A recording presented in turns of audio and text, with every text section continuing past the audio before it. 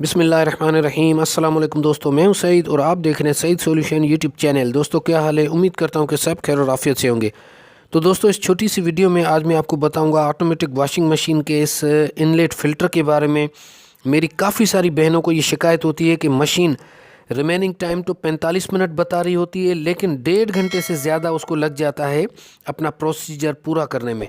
तो इसकी एक वजह होती है जनाब कि ये आपका जो इनलेट वाटर का फ़िल्टर होता है ये चोक हो जाता है, जिसकी वजह से बहुत कम मिकदार में पानी मशीन ले रही होती है और सारा का सारा टाइम इसमें कंज्यूम होता है। बाकी इसके प्रोसीजर में इतना टाइम नहीं लगता है।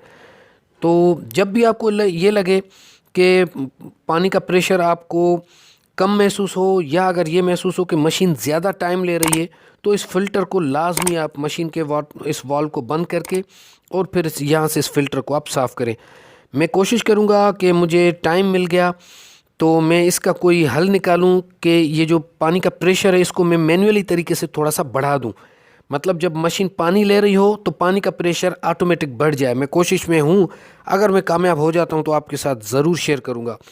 और दूसरा ये होता है कि अगर आपकी वाटर टैंक थोड़ी सी नीचे लगी होगी फिर भी ये पानी का प्रेशर कम आता है, और अगर 2 मंजिला होगी आपकी टैंक, 2 मंजिल ऊपर होगी, तो फिर इस तरह की शिकायत बहुत ही कम आती है।